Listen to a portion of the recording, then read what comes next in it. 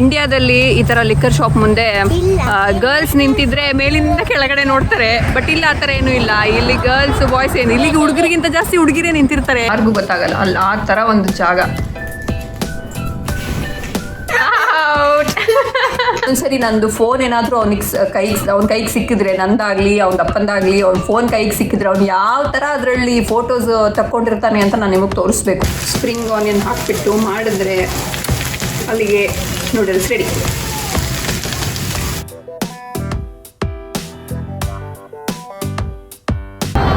Hello everyone, good morning. ನಾವು ಹೊರಗಡೆ ಇದ್ದೀವಿ ಇವತ್ತು. ಸೆಪ್ಟೆಂಬರ್ 8ಗೆ ನಮ್ಮದು ಆ್ಯನಿವರ್ಸರಿ ಇದೆ. ಇದು 7th ಆ್ಯನಿವರ್ಸರಿ ಅಂದರೆ it's just like another day. But still ನಿಮ್ಮ ದೀಪಕ್ ಬ್ರೋಗೆ ಏನೋ ಖುಷಿಯಾಗಿ ಏನೋ ತೆಗೆಸ್ಕೊಡ್ತೀನಿ ಹೋಗೋಣ ಅಂತ ಹೇಳಿದ್ದಾರೆ. ಹಾಗೆ ಇವಾಗ ಹೋಗ್ತಾ ಇದ್ದೀವಿ.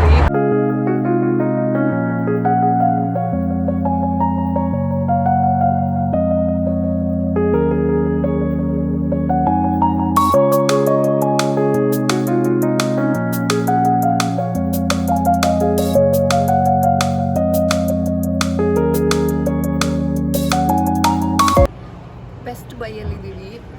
ಒಂದು ಬಿಗ್ಗೆಸ್ಟ್ ಒಂದು ಎಲೆಕ್ಟ್ರಾನಿಕ್ ಶಾಪ್ದು ಶೋರೂಮ್ ಇದು. ಎಲ್ಲ ಇದೆ ಇಲ್ಲಿ.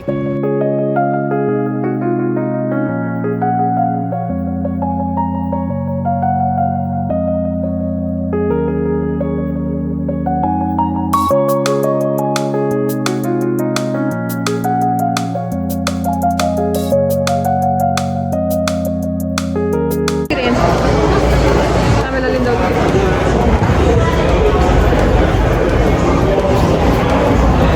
ಇಲ್ಲಿ ಬಂದು ಟಿವಿ ನೋಡ್ತಾ ಇದ್ದಾನೆ.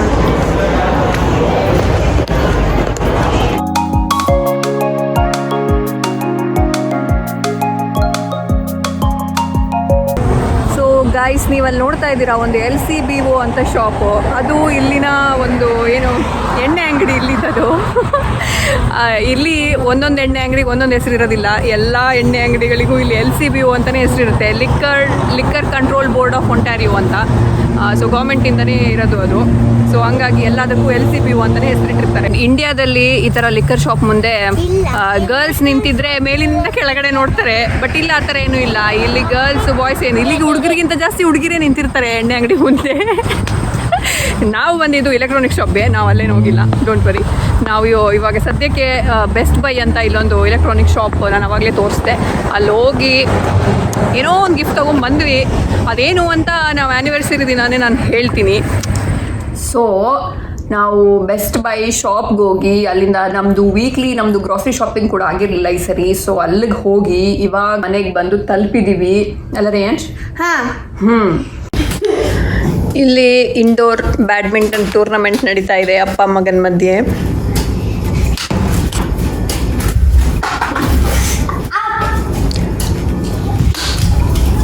ರೇಯನ್ಶ್ಗೆ ಇಲ್ಲಿ ಇನ್ನೂ ಯಾರು ಚೋಟ ಫ್ರೆಂಡ್ಸ್ ಯಾರೂ ಸಿಕ್ಕಿಲ್ಲ, ಅವನ ಏಜ್ ಅವರು. ಸೊ ಹಂಗಾಗಿ ವೀಕೆಂಡಲ್ಲಿ ಅಪ್ಪನ ಜೊತೆ ಆಟ ಆಡೋದಲ್ಲ. ರೇಯನ್ಶ್ದೇನೋ ಸ್ಕೂಲು ಸೆಪ್ಟೆಂಬರ್ 15 ಸ್ಟಾರ್ಟ್ ಆಗುತ್ತೆ. ಅಪ್ಪಂದು ಆಫೀಸ್ ಯಾವಾಗ ಸ್ಟಾರ್ಟ್ ಆಗುತ್ತಂತೆ? ಅಪ್ಪ ಅಂದ್ರೆ ಕೇಳ್ತಾ ಇದ್ದೀನಿ, ಅಪ್ಪಂದು ಆಫೀಸ್ ಯಾವಾಗ ಸ್ಟಾರ್ಟ್ ಆಗುತ್ತೆ ಅಂತ. ಈ ವರ್ಷ ಸ್ಟಾರ್ಟ್ ಆಗೋದಿಲ್ವಾ? ಈ ವರ್ಷ ಸೊ ಫುಲ್ ಆಫೀಸ್ ರಿಓಪನ್ ಆಗಲ್ಲ.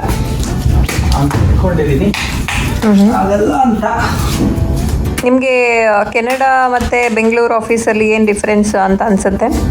ಅಂದರೆ ಇಲ್ಲಿ ವರ್ಕ್ ಸ್ವಲ್ಪ ಜಾಸ್ತಿ ಇದೆಯಾ ಅಥವಾ ಅಲ್ಲಿ ವರ್ಕ್ ಜಾಸ್ತಿ ಇತ್ತಾ, ಹಿಂಗೆ? ವರ್ಕ್ ವೈಸ್ ಸೇಮ್ ಇರುತ್ತೆ. ಬಟ್ ಅಲ್ಲೆಲ್ಲ ಟ್ರಾಫಿಕಲ್ಲಿ ನಾವು ಟೈಮ್ ಸ್ಪೆಂಡ್ ಮಾಡ್ತೀವಲ್ಲ, 133 hours ಪರ್ ಡೇ ಟ್ರಾಫಿಕಲ್ಲೇ ಇರ್ತೀವಿ ಬೆಂಗಳೂರಲ್ಲಿ. ಇಲ್ಲಿ ಆದರೆ ಬೇಗ ಮನೆಗೆ ರೀಚ್ ಆಗ್ತೀವಿ. ಅಂದರೆ ಇಲ್ಲೆಲ್ಲ 4-4:30 ಗಂಟೆಗೆ ಹೊರಟ್ರೆ 5:30 ಮನೇಲಿ ಇರ್ತೀವಿ. ಸೊ ಸ್ವಲ್ಪ ಫ್ಯಾಮಿಲಿ ಟೈಮ್ ಜಾಸ್ತಿ ಸಿಗುತ್ತೆ ಅಲ್ವಾ? ಕರೆಕ್ಟ್. ಅಲ್ಲೆಲ್ಲ 8-9 ಆಗುತ್ತೆ. ಅಲ್ಲಿ ಬೆಳಗ್ಗೆ 8 ಗಂಟೆಗೆ ಹೋದರೆ ಮನೆಗೆ ಬರೋದು ರಾತ್ರಿ 9 ಗಂಟೆ ಆಗ್ತಾ ಇತ್ತು ಬ್ಯಾಂಗ್ಳೂರಲ್ಲಿ. ಸೊ ಇಲ್ಲಿ ಒಂದು ಸ್ವಲ್ಪ ಜಾಸ್ತಿ ಫ್ಯಾಮಿಲಿ ಟೈಮ್ ಸಿಗುತ್ತೆ ಅನಿಸುತ್ತೆ ಅಲ್ಲ? ಈಗ ನಾನು ಮತ್ತೆ ಅಪ್ಪ 5 ವರ್ಷಕ್ಕೆ ಆಗ್ತಾ ಇದ್ದೀವಿ. ಈಗ ಕಣ್ಣ ಮುಚ್ತಾ ಇದ್ದೀವಿ. ಅಪ್ಪ ಕಣ್ಣ ಮುಚ್ತಾ ಇದ್ದ, ನಾನು ಹಾಯ್ಕ್ ಮಾಡ್ತೀನಿ. ಅಲ್ಲ ಹೈಡ್ ಮಾಡೋದು ಕಾಣ್ತಲ್ಲ ಅಲ್ಲ. ಈಗ ನಾನು ಎಲ್ಲ ಹೈಟ್ ಮಾಡ್ತೀನಿ ಅಂತ ತೋರಿಸ್ತೀನಿ.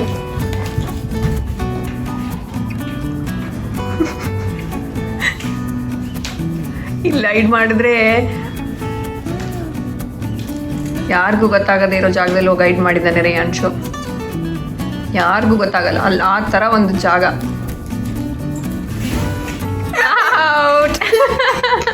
ನೀನು ಯಾವಾಗಲೂ ಅಪ್ಪನ ಜೊತೆ ಹೈಡ್ ಆ್ಯಂಡ್ ಸೀಕ್ ಆಡ್ಬೇಕಾದ್ರೆ ಎಲ್ಲೆಲ್ಲಿ ಹೈಡ್ ಮಾಡ್ತೀಯ ಅಂತ ತೋರಿಸ್ತೀಯಾ?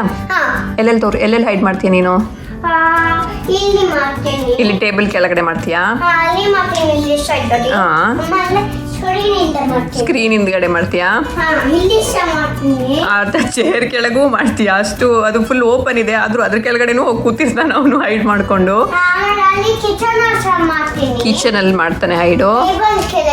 ಇಲ್ಲಿ ಡೈನಿಂಗ್ ಟೇಬಲ್ ಕೆಳಗಡೆ ಮಾಡ್ತಾನೆ ಹೈಡು.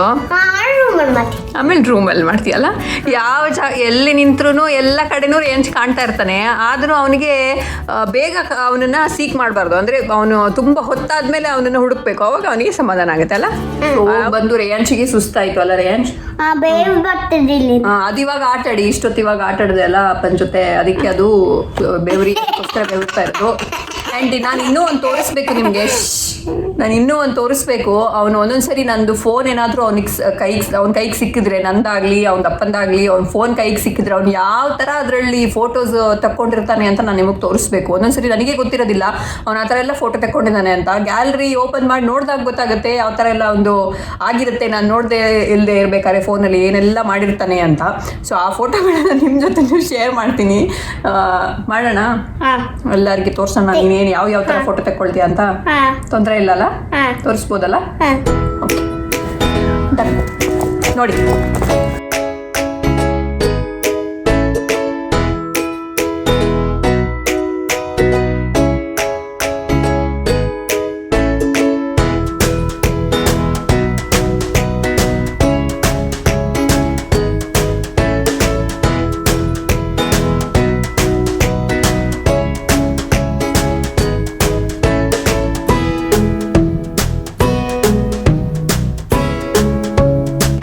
ಸೊ ಇವಾಗ ಟೈಮ್ ಆಗಿದೆ 8:30. ನಾವು ಇವಾಗಷ್ಟೇ ಒಂದು ರೌಂಡ್ ಗ್ರಾಸರಿ ಶಾಪಿಂಗ್ ಮಾಡ್ಕೊಂಡು ಬಂದ್ವಿ. ಆ್ಯಂಡ್ ಅದರದ್ದು ವಿಡಿಯೋ ನಾನು ಲಾಸ್ಟ್ ಟೈಮೇ ಒಂದ್ಸರಿ ಶೇರ್ ಮಾಡಿದ್ದೆ. ಸೊ ಹಾಗಾಗಿ ಈಗ ಮತ್ತೆ ಮಾಡ್ತಾ ಇಲ್ಲ, ಮತ್ತೆ ಅದ್ರ ವಿಡಿಯೋ ಹಾಕಿಲ್ಲ ನಾನು ಅಲ್ಲ ರೇಯಾಂಶ್? ಆ್ಯಂಡ್ ಇವತ್ತು ನಾನು ರೇಯಾಂಶ್ ಸ್ವಲ್ಪ ಮ್ಯಾಚಿಂಗ್ ಆಗಿದೀವಲ್ಲ, ಸೇಮ್ ಆಗಿದೆ ಅಲ್ವಾ colour? Blue and blue. Yes. So ಇವಾಗ ಸದ್ಯಕ್ಕೆ ನಾವು ನೂಡಲ್ಸ್ ಮಾಡೋಣ ಅಂತ ಅಂದ್ಕೊಂಡ್ವಿ. ಯಾವಾಗಲೂ ಅನ್ನ ಸಾರು ಚಪಾತಿ ಪಲ್ಯ ರಾತ್ರಿ ಡಿನ್ನರ್ಗೆ ತಿಂದು ಬೋರ್ ಆಯಿತು. ಸೊ ಇವತ್ತೊಂದು ನೂಡಲ್ಸ್ ಮಾಡೋಣ ಅಂತ ಅಂದ್ಕೊಂಡು ಹೊರಟಿದ್ದೀವಿ. ಸೊ ಸದ್ಯಕ್ಕೆ ಇಲ್ಲಿ ನೀರು ಬಿಸಿ ಆಗಕ್ಕೆ ಇಟ್ಟಿದ್ದೀನಿ. ಅದಕ್ಕೆ ಇವಾಗ ಇಲ್ಲಿ ಚೌಮೀನ್ ಇದೆ, ಚೌಮೀನ್ ನೂಡಲ್ಸ್, ಹಕ್ಕ ನೂಡಲ್ಸ್, ಏನು ಬೇಕಾದರೂ ಹೇಳ್ಬೋದು, ಎಲ್ಲ ಮಿಕ್ಸ್ ಏನು ಬೇಕಾದ್ರೂ ಹೇಳ್ಬೋದು. ಆ್ಯಂಡ್ ನಿಮಗೂ ನೈಟ್ ಒಂದೊಂದ್ಸರಿ ಡಿನ್ನರ್ಗೆ ಏನು ಮಾಡೋದು ಅಂತ ಗೊತ್ತಾಗ್ತಾ ಇಲ್ಲ ಅಂದಾಗ ಈ ಥರ ನೀವು ಟ್ರೈ ಮಾಡ್ಬೋದು. ಆ್ಯಂಡ್ ಎನಿವೇಸ್ ಇವಾಗ ರೆಸ್ಟೋರೆಂಟೆಲ್ಲ ತಿನ್ನೋದೆಲ್ಲ ಒಂದು ಸ್ವಲ್ಪ ರಿಸ್ಕಿನೇ. ಸೊ ಹಂಗಾಗಿ ಈ ಥರ ಮನೆಯಲ್ಲೇ ನೂಡಲ್ಸ್ ಮಾಡ್ಕೊಂಡು ತಿನ್ಬೋದು. ನಾನು ನಿಮ್ಮ ಜೊತೆನೂ ಶೇರ್ ಮಾಡ್ತೀನಿ ನಾನು ಯಾವ ಥರ ಮಾಡ್ತಾಯಿದ್ದೀನಿ ಅಂತ. ನೀರು ಕುದ್ಮೇಲೆ ನೂಡಲ್ಸ್ನ ಹಾಕಿಬಿಟ್ಟು ಒಂದು 3 to 4 minutes ಅದು ಹಾಗೆ ಒಂದು ಸ್ವಲ್ಪ ಸಾಫ್ಟ್ ಆದರೆ ಆಯಿತು. ಆ್ಯಂಡ್ ನನ್ನ ಒಂದು ಗ್ರಾಸರಿ ಶಾಪಿಂಗ್ ವಿಡಿಯೋ, ಅದರಲ್ಲಿ ನಾನು ಕೆನಡಾದ ಒಂದು ಮಂತ್ಲಿ ಎಕ್ಸ್ಪೆನ್ಸ್ ನಮಗೆ ಎಷ್ಟಾಗುತ್ತೆ ಇಲ್ಲಿ ಅಂತ ಅದ್ರ ಬಗ್ಗೆ ಎಲ್ಲ ಒಂದು ಡೀಟೇಲ್ಸ್ ಕೊಟ್ಟಿದ್ದೆ. ಆ್ಯಂಡ್ ಅದರಲ್ಲಿ ನಾನು ಒಂದು ಸ್ವಲ್ಪ ಫನ್ನಿಯಾಗಿ ಕಮೆಂಟ್ರಿ ಮಾಡಿದ್ದೆ. ಆ ಒಂದು ವಿಡಿಯೋಗೆ ನಾನು ವಾಯ್ಸ್ ಓವರ್ ಮಾಡಿದ್ದೆ. ಆ್ಯಂಡ್ ಅದಕ್ಕೆ ತುಂಬ ಜನ ಕಾಂಪ್ಲಿಮೆಂಟ್ ಮಾಡಿದ್ದೀರಾ, ತುಂಬ ಚೆನ್ನಾಗಿದೆ ನೀವು ಹೇಳಿರೋದು, ಫನ್ನಿ ಆಗಿದೆ ಅಂತ. ಬಟ್ ಇನ್ನೂ ಕೆಲವೊಂದು ಸ್ವಲ್ಪ ಜನ ಸ್ವಲ್ಪ ಕ್ರಿಟಿಸೈಸ್ ಮಾಡಿದ್ರಿ. ಅಂದರೆ ನೀವು ಅಲ್ಲಿ ಕೆನಡಾದಲ್ಲಿದ್ದೀರಾ, ಅವರ ಫುಡ್ ಸಿಸ್ಟಮ್ಗೆ ಯಾಕೆ ನೀವು ಆ ಥರ ಎಲ್ಲ ಸ್ವಲ್ಪ ತಮಾಷೆ ಮಾಡ್ತೀರಾ ಅಂತ. ಆ್ಯಂಡ್ ಅದು ಸೀರಿಯಸ್ ಆಗಿ ತಮಾಷೆ ಮಾಡಿರೋದಲ್ಲ, ಒಂದು ಡೆಫಿನೆಟ್ಲಿ ಒಂದು ಲೈಟರ್ ನೋಟಲ್ಲಿ ಮಾಡಿರುವಂಥ ಕಾಮಿಡಿ ಅದು. ಆ್ಯಂಡ್ ನಾನು ಇಲ್ಲಿನ ಎಲ್ಲ ಫುಡ್ ಕಲ್ಚರನ್ನು ರೆಸ್ಪೆಕ್ಟ್ ಮಾಡ್ತೀನಿ ಡೆಫಿನೆಟ್ಲಿ. ಆ್ಯಂಡ್ ಅದ್ರ ಜೊತೆಗೆ ಇನ್ನೊಂದು ಏನಂದರೆ ಅದರಲ್ಲಿ ಮ್ಯೂಸಿಕ್ ಒಂದು ಸ್ವಲ್ಪ ಜಾಸ್ತಿ ಆಗಿದೆ, ನಾನು ಹಾಕಿರೋ ಬ್ಯಾಕ್ಗ್ರೌಂಡ್ ಮ್ಯೂಸಿಕ್. ಆ್ಯಂಡ್ ನನ್ನ ವಾಯ್ಸ್ ಸ್ವಲ್ಪ ಜಾಸ್ತಿ ಕೇಳ್ತಿಲ್ಲ ಅಂತ ಎಲ್ಲರೂ ಕಮೆಂಟ್ಸ್ ಹಾಕಿದ್ರಿ.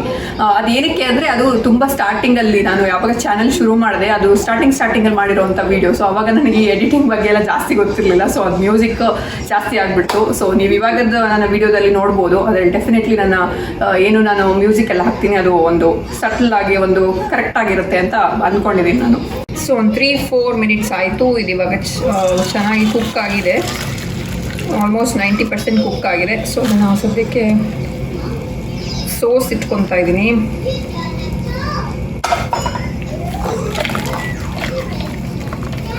ಸೊ ನಿಮ್ಮ ನೂಡಲ್ಸ್ ಬೆಂದಾದಮೇಲೆ ಒಂದು ಪ್ಯಾನ್ ತೊಗೊಳ್ಳಿ, ಅದಕ್ಕೆ ಸೆಸಮೆ ಆಯಿಲ್ ಇದ್ದರೆ ಭಯಂಕರ ಒಳ್ಳೆಯದು. ನನ್ನ ಹತ್ರ ಇವತ್ತು ಅದೇ ಚೈನೀಸನ್ನೆಲ್ಲ ಸೆಸಮೆ ಆಯಿಲಲ್ಲಿ ಮಾಡಿದ್ರೆ ತುಂಬ ಚೆನ್ನಾಗಿ ಟೇಸ್ಟ್ ಇರುತ್ತೆ, ಆದರೆ ನಮ್ಮ ಹತ್ರ ಇವತ್ತು ಇಲ್ಲ. ಹಾಗಾಗಿ ನಾನಿವತ್ತು ಆಲಿವ್ ಆಯಿಲ್ ಯೂಸ್ ಮಾಡಿಕೊಂಡೇ ಮಾಡ್ತಾಯಿದ್ದೀನಿ. ಒಂದು ಪ್ಯಾನ್ಗೆ ಆಲಿವ್ ಆಯಿಲ್ ಹಾಕ್ಕೊಳ್ಳಿ, 1 ಟೇಬಲ್ ಸ್ಪೂನಷ್ಟು. ಎಣ್ಣೆ ಬಿಸಿ ಆದಮೇಲೆ ಇದು ನಾನು ಹಾಕ್ತಾ ಇರೋದು ಬೆಳ್ಳುಳ್ಳಿನ ಸಣ್ಣದಾಗಿ ಕಟ್ ಮಾಡ್ಕೊಂಡಿರೋದು, ಅದನ್ನು ಹಾಕ್ತಾ ಇದ್ದೀನಿ. ಅದ್ರ ಜೊತೆಗೇನೆ ಆನಿಯನ್ ಕೂಡ ಹಾಕ್ತಾ ಇದ್ದೀನಿ, ಕಟ್ ಮಾಡ್ಕೊಂಡಿರೋದು. ಹೈ ಹೀಟಲ್ಲಿ ಇಟ್ಟು ಇದನ್ನು ಮಾಡಬೇಕಾಗತ್ತೆ. ಚೈನೀಸ್ ಯಾವಾಗಲೂ ಮಾಡುವಾಗ ಇಂದು ಚೈನೀಸ್ ಹೈ ಹೀಟಲ್ಲಿ ಇಟ್ಟೇ ಮಾಡಿ ಗ್ಯಾಸನ್ನು. ಆ್ಯಂಡ್ ದೆನ್ ಒಂದು ಸ್ವಲ್ಪ ಇಲ್ಲಿ ಸ್ಪ್ರಿಂಗ್ ಆನಿಯನ್ ಕೂಡ ಜೊತೆಗೆ ಹಾಕ್ತಾ ಇದ್ದೀನಿ. ಅದೆಲ್ಲ ಇಲ್ಲ ಅಂದರೆ ಆಪ್ಷನಲ್, ನೋ ಪ್ರಾಬ್ಲಮ್, ಬಿಡ್ಬೋದು.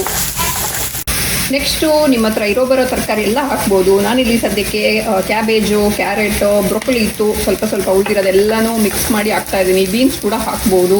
ಸೊ ಎಲ್ಲ ಮಿಕ್ಸ್ ಮಾಡಿ ಹಾಕ್ತಾಯಿದ್ದೀನಿ ನಾನು. ನೆಕ್ಸ್ಟು ನೂಡಲ್ಸ್ಗೆ ಹಾಕೋ ಮೇನ್ ಇಂಗ್ರೀಡಿಯೆಂಟ್ ಸೋಯಾ ಸಾಸ್, ಅದು ಒಂದು 2 ಟೇಬಲ್ ಸ್ಪೂನಷ್ಟು ಹಾಕ್ಕೊಳ್ಳಿ. ಇದು ಹಾಕಿಲ್ಲ ಅಂದರೆ ಕಲರ್ ಬರೋದೇ ಇಲ್ಲ, ಸೊ ಹಂಗಾಗಿ ಇದು ಬೇಕೇ ಬೇಕು. ಇದೊಂದು 2 ಟೇಬಲ್ ಸ್ಪೂನ್. ಆಮೇಲೆ ನನ್ನ ಹತ್ರ ಇಲ್ಲಿ ಶೇಜ್ವಾನ್ ಚಟ್ನಿ ಇದೆ, ಇದು ಚೆನ್ನಾಗಾಗುತ್ತೆ ಇದು ಹಾಕಿದ್ರೂ. ಇದನ್ನು ನಾನೊಂದು 1/2 ಸ್ಪೂನಷ್ಟು ಹಾಕ್ತಾಯಿದ್ದೀನಿ. ಇದು ಸ್ಪೈಸಿ ಕೂಡ ಇದೆ, ಸೊ ಅದನ್ನು ಒಂದು ಸ್ವಲ್ಪ ಹಾಕಿದ್ದೀನಿ. ಆ್ಯಂಡ್ ದೆನ್ ನೆಕ್ಸ್ಟ್ ಹಾಗೆ ಒಂದು ಸ್ವಲ್ಪ ಟೊಮೆಟೊ ಕೆಚಪ್, ಒಂದು ಅಂದಾಜಿಗೆ 1 ಟೇಬಲ್ ಸ್ಪೂನಷ್ಟು ಮೇಲಿ ಅಷ್ಟೇ.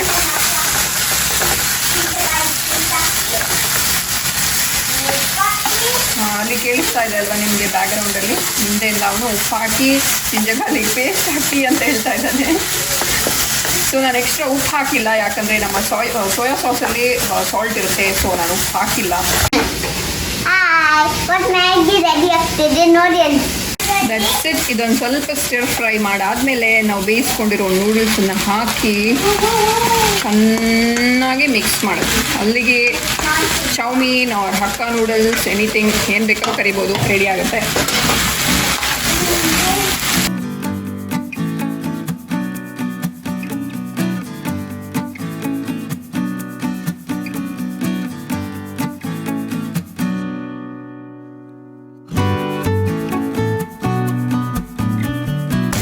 ಸೊ ಇಲ್ಲಿಗೆ ನಮ್ಮ ನೂಡಲ್ಸ್ ರೆಡಿ ಆಯಿತು. And at the end garnish spring onion ಹಾಕಿಬಿಟ್ಟು ಮಾಡಿದ್ರೆ ಅಲ್ಲಿಗೆ ನೂಡಲ್ಸ್ ರೆಡಿ. ಯಾವಾಗಲೂ ಅನ್ನ ಸಾರು ಚಪಾತಿ ಪಲ್ಯ ಅಂತ ತಿಂದು ಸೂರ್ಯ ನಾಲ್ಗೆಗೆ ಈ ಥರ ಒಂದು ನೂಡಲ್ಸ್ ಸಿಕ್ಕಿದ್ರೆ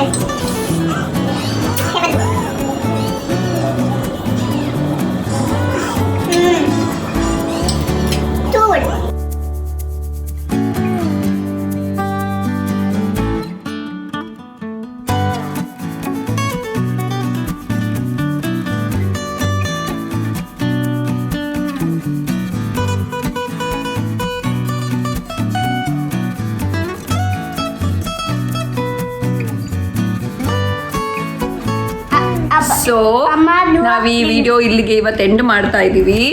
ಶಾರ್ಟ್ ನಮ್ಮ ವೀಕೆಂಡ್ ಹೆಂಗಾಯ್ತು ಅನ್ನೋದ್ರ ಬಗ್ಗೆ ಒಂದು ವಿಡಿಯೋ. ಈ ವಿಡಿಯೋ ನಿಮ್ಗೆ ಇಷ್ಟ ಆದರೆ ಲೈಕ್ ಮಾಡಿ, ಶೇರ್ ಮಾಡಿ, ಸಬ್ಸ್ಕ್ರೈಬ್ ಮಾಡಿ. ನೆಕ್ಸ್ಟ್ ವಿಡಿಯೋದಲ್ಲಿ ಸಿಗ್ತೀವಿ. ಅಲ್ಲಿ ತಮಗೆ ಎಲ್ಲ ಖುಷಿಯಾಗಿ ಟಾಟಾ ಬಾಯ್ ಬಾಯ್. ಯಾವಾಗಲೂ ನಾವಿಬ್ರು ಇಲ್ಲ ರಿಯಾನ್ಸ್ ಮಾತ್ರ ಇದನ್ನೆಲ್ಲ ಹೇಳ್ತಾನೆ. ಇವತ್ತು ಎಂಡಿಂಗಲ್ಲಿ ಅವರು ಇದ್ದಾರೆ ನಮ್ಮ ಜೊತೆ for the first time. So ನಿಮ್ಗೆ ಇಷ್ಟ ಆಗಿದ್ರೆ ಲೈಕ್ ಮಾಡಿ, ಶೇರ್ ಮಾಡಿ, ಸಬ್ಸ್ಕ್ರೈಬ್ ಮಾಡಿ. ನೆಕ್ಸ್ಟ್ ವಿಡಿಯೋದಲ್ಲಿ ಸಿಗ್ತೀವಿ. ಅಲ್ಲಿ ತಮಗೆ ಎಲ್ಲ ಖುಷಿಯಾಗಿ ಟಾಟಾ ಬಾಯ್ ಬಾಯ್. ಬಿಟ್ರೆ ಹೇಳ್ತಾನೆ ಹೋಗ್ತಾನೆ ಒಂದೊಂದು 25 ಸರಿನೂ ಬೇಕಿದ್ರೆ. So anyways, bye bye guys. Thank you for watching. Thank you.